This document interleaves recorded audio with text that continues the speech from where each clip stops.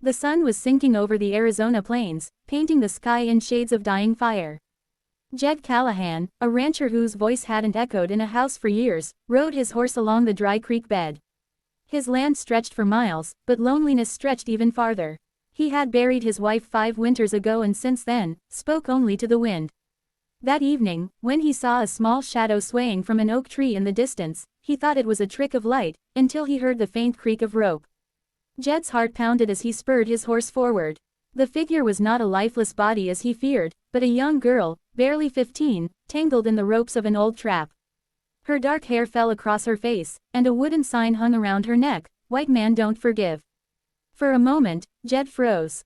His father's old wars with the Apache had left scars across the land, and this message felt like a ghost from those times. Yet this was no enemy, this was a child. He cut her down carefully, his hands shaking. The girl's skin was cold, but her pulse fluttered weakly. She murmured something in Apache, words he didn't understand, but her voice trembled like a leaf in the wind.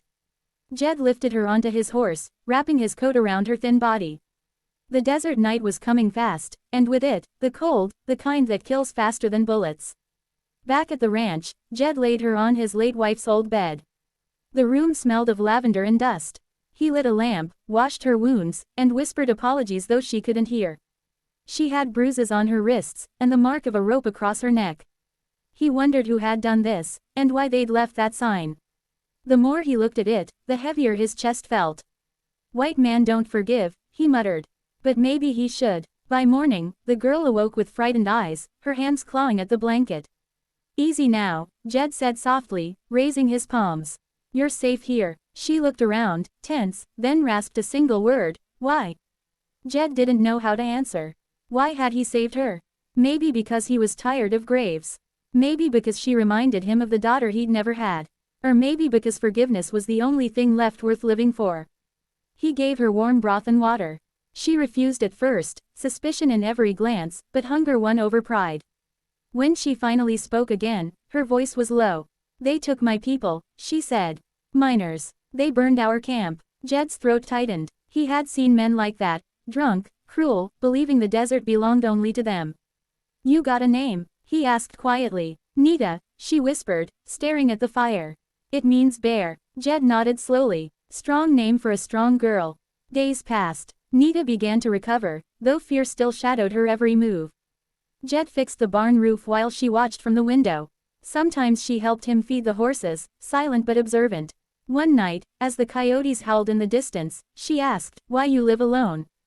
Jed hesitated. "Because I lost everything," he said. "And I thought the land could fill the hole. But land don't talk back, and it sure don't forgive." Nita looked into the fire and said softly, "Maybe it can." Their quiet companionship grew. Jed taught her a few English words, and she taught him to listen to the wind, how it carried whispers of the past. She said her father once traded horses near this very land. Jed realized the tragedy ran deeper than coincidence. "Your people," he asked one evening, "do they know you're alive?" Her face turned away. "No," she whispered. "They think I'm dead." Her tone was neither sad nor angry, just empty, like a canyon after a storm. The sign still hung in Jed's barn, where he'd left it the night he found her. Every time he looked at it, he felt the weight of generations pressing on him, his father, the soldiers, the endless fights over land and color. White man don't forgive. But what about the ones who never got the chance to ask for forgiveness? Maybe that's what Nita's presence was, a second chance he didn't deserve. One morning, Jed rode into town for supplies.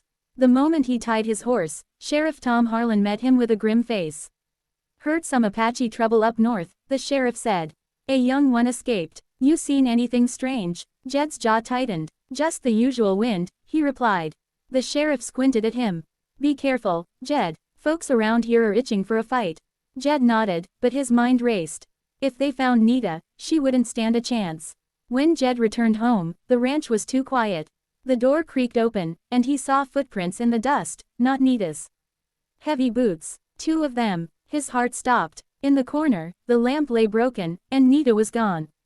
Only the sign remained, nailed to the door again, its words carved deeper than before. "White man don't forgive." This time, Jed knew it wasn't a warning, it was a message. He saddled his horse before the sun dipped below the ridge. His pulse was thunder, his breath ragged. Whoever had taken her knew what they were doing, and they wanted him to follow. The desert wind cut through him as he rode, the horizon bleeding into night. He whispered to himself, "Hold on, Nita. I ain't losing another soul." Hours passed before he found the tracks, wagon wheels, fresh in the sand. He followed them into the canyon, where the shadows ran long and deep. A fire burned ahead, and voices echoed against the rock. Jed dismounted, crouched low, and crept closer. He saw 3 men, miners he'd seen before, drinking and laughing. And tied to a post near the fire was Nita. Jed's blood turned to ice. The same men who'd burned her camp now bragged about selling her to bounty riders. "Girl's worth more than gold to the right man," one said, spitting into the fire. Jed's hand trembled on his revolver.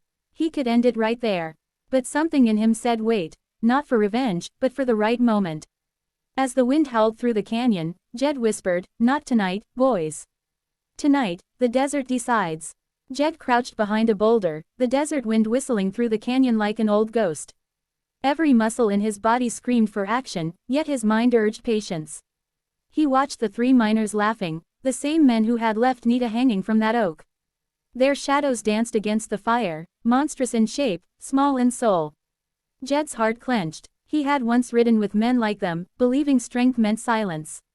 But tonight, silence would kill. As the fire crackled, one miner stumbled toward Nita, grabbing her by the arm. "You'll fetch us good money, girl," he sneered. Nita spat at him. He raised his hand, but before the blow landed, a gunshot split the air. The man froze, staring at the bullet hole in his hat brim. "Step away," Jed's voice echoed, deep and cold. The canyon went still. The other 2 men reached for their guns, but Jed fired again, not to kill, but to warn. "She ain't yours," he growled. "She's under my protection." The miners hesitated, unsure if they faced a ghost or a man. "You don't wanna do this, Callahan," one of them barked. "She's Apache. They killed your kind." Jed's jaw tightened. "And what did my kind do to hers?" The words hung heavy in the air. The men sneered, but fear crept into their eyes. Jed stepped closer, revolver steady. "Leave now, and maybe the desert forgives you. Stay, and it won't." The men exchanged glances, then bolted into the darkness, their cowardice swallowed by the wind. Jed rushed to Nita, cutting the ropes from her wrists. She stared at him, tears catching the firelight. "You came," she whispered. Jed smiled faintly. "Didn't I promise I wouldn't lose another soul?" Her trembling hand reached for his, and for the first time, he saw something in her eyes that wasn't fear, it was trust. The desert was still, as if it too was holding its breath. They rode back through the canyon in silence, the moon their only witness. Nita leaned against Jed, exhausted. When the ranch lights finally appeared, a sigh escaped him, relief mixed with guilt. He knew the miners wouldn't stay quiet forever. Word would spread. The town didn't take kindly to anyone who protected the wrong kind. But Jed no longer cared about sides. He cared about what was right. The next morning, Sheriff Harlan came riding up, eyes sharp as flint. "Heard gunshots last night," he said. "You got something to tell me?" Jed met his gaze. 3 miners jumped a girl. "I stopped them." The sheriff looked past him, spotting Nita by the barn, brushing the horse. "That the girl?" Jed nodded. "She's staying with me." The sheriff sighed, then muttered, "You're gonna make enemies, Jed." Jed smiled sadly. "Already got one, myself. The rest can wait their turn." Days turned to weeks. Nita began to laugh again, a sound Jed hadn't realized he missed until it filled the quiet ranch.